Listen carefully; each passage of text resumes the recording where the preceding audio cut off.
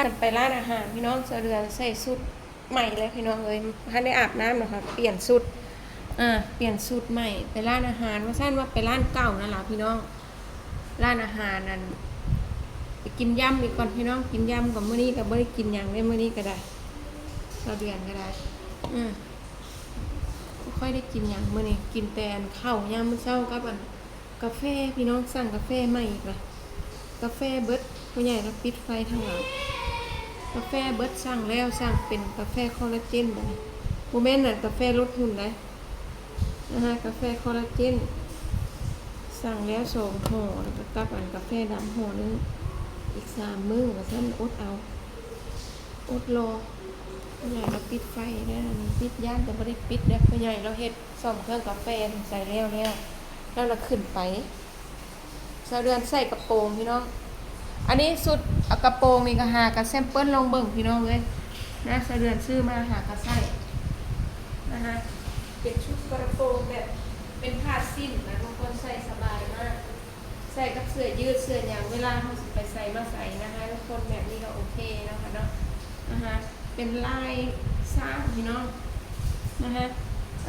สาวเดือนซื้อมาพาได้ใส่คือว่าล่ะ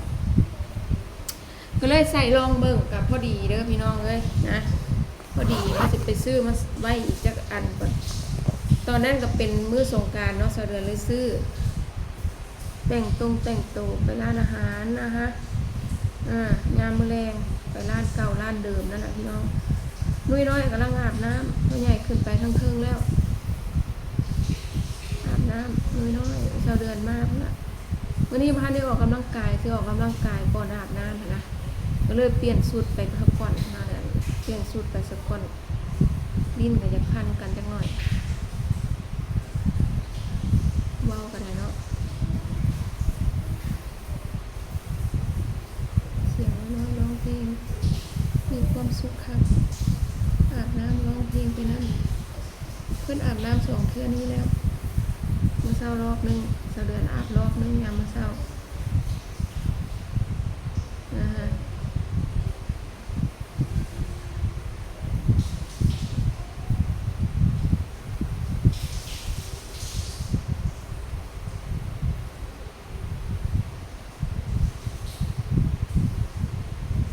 เพลงอารมณ์ดีมาเมื่อไหร่จังซี่ออกกำลังกายก็ได้กินย่ำเล็กหน่อยโดนแล้วน้องบ่ได้ไปกินให้น้องยำร้านไปจักหน่อยแน่มื้อนี้เว้าแล้วก็บ่ได้ไปเป็นโดนแล้วเนาะตั้งแต่ไปร้านอาหารร้านริมเบร้านอาหารร้านนี้นะบ่ได้ไปโดนแล้วว่าสิไปจักหน่อยประเทศยำแซ่บพี่น้องร้านนี้ยำเพิ่นแซ่บบ่แม่นนั่นเนาะโอเคไปยำได้กินแต่ยำ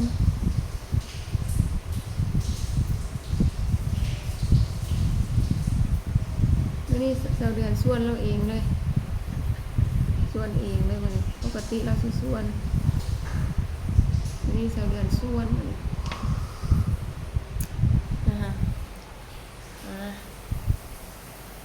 เขียนคิ้วแต่งตัวร้านอาหารนะ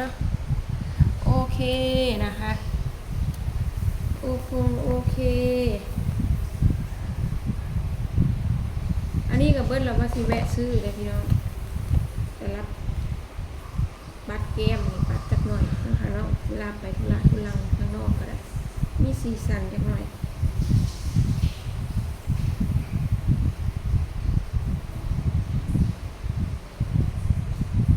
โทรศัพท์เครื่องนี้กับสิบ่ได้เอาไปนำแล้วได้ชาร์จแบตเตอรี่ไว้นี่แบตเตอรี่เบิดบ่ได้เก็บแบตพี่น้องในเครื่องนี่ก็ได้เสียงจักรจั่นยามมื้อแลง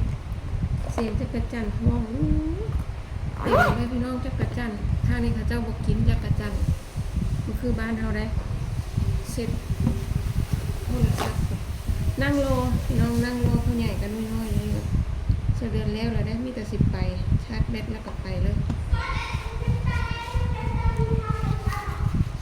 บ่คือเครื่องนี้แล้วเครื่องนี้น่ะเก็บแบตเตอรี่ดีแบตเพิ่นดีพี่น้อง หน้าจอกระแตกโอ้ยลูกสาวเล่นน้ำใช้น้ำกระแตกหน้าจอเสร็จ2 รอบแล้ว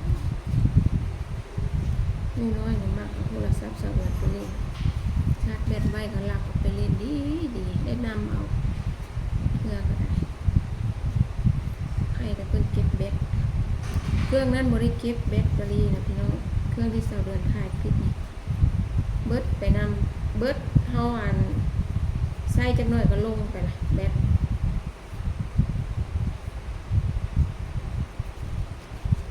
อันนี้นะเก็บแบตดีแฮงเรียบร้อยเสร็จ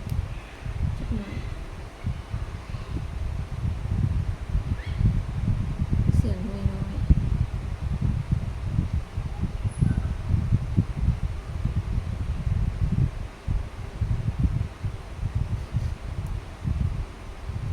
ทักทายยามแลงเหมือนเดิมค่ำแล้วจักโมงเนาะนี่เนาะ6 โมงกว่าพี่น้อง6 โมง 17 นาทีเบิ่งนาฬิกาเวลา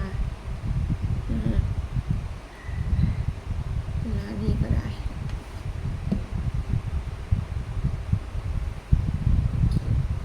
กินข้าวแรงหลายเลยรู้สึกว่าดีขึ้นแฮงรู้สึกว่าน้ำหนักลดนะคะบอกกินข้าวแรงพี่น้องเราจะไปกินย่ำแนวมันย่อยง่ายๆข้าวบอกกินคาบเดียวเมื่อเช้ากินคาบเดียวย้ำเมื่อเช้าไหนก็ได้กินข้าวกล่องกับโบเซ่บเด้เป็นโบเซ่บพี่น้องจ้าแล้วกินกาแฟแก้วนึงกินน้ำกินน้ำผลไม้น้ำแอปเปิ้ลนะแม่ใครแน่อยู่ได้ว่าถอบ่หิวนะคะแบบนี้สิลดเร็วอยู่พี่น้องแบบนี้มันสิลดไวอยู่เด้ถ้าเฮามันแบบว่าอยู่ได้แบบบ่หิวบ่เมื่อยแบบนี้แน่ก็สิลดเร็วอยู่น้ำหนักนะคะมื้อนี้แต่งตัวเปลี่ยนชุดเปลี่ยนหยังไปกินข้าวนอกบ้านพี่น้องนั่งรอได้เดี๋ยวนี้นะนั่งรอ2 คนเพิ่นน่ะเด้เดือนแล้วนะคะนั่งรอ2 คนเพิ่นน้อยๆของก็อาบน้ำแล้วพ่อใหญ่ก็สิใส่เสื้อผ้าลงมาไปร้านอาหารร้านเก่าละกินร้านใดก็คือบ่แซ่บคือร้านนี้สนดอกเด้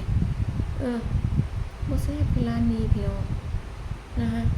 มาประเภทยำเด้ประเภทยำปลายดอกกุหลาบประเภทยำบกสู้ร้านนี้ไปย่ำใดก็แซ่บอยู่นะโอเคอยู่ของทะเลกับเจ้าสดดีพี่น้องสดดีนะคะสดดีแล้วก็สมน้ำสมเนื้อเด้จานบักใหญ่เนาะอิ่มหมดแล้วสมน้ำสมเนื้ออิ่มคนละไปพี่น้องจานเดียวบักหลายร้าน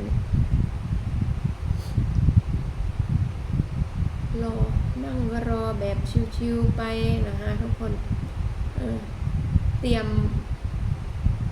เอาโทรศัพท์ไปอันนึงกับพ่อพี่น้องอันเครื่องนี้สาวเดือนชาร์จแบตใบอยู่เพื่อนนี่แหละล็อกประตูสุดเทื่อไปข้างนอกก็บ่ได้ล็อกเลยพี่น้องบ่ค่อยได้ล็อกประตูปานใดวันนี้นะบอกพ่อใหญ่อันตรายพี่น้องไปใส่มาใส่นะคะถึงเฮาสิมาเช่าเฮาบ่มีหยังกันมันก็มีของมีค่าแล้วเขาเข้ามาเฮาสิแต่ว่าบ่มีนะลักเล็กขโมยน้อยอยู่นี่นะบ่มีพี่น้องแต่ว่าเฮาก็กันไว้แล้วเนาะล็อกประตูไว้แล้วมันดีแล้วนะคะอันตราย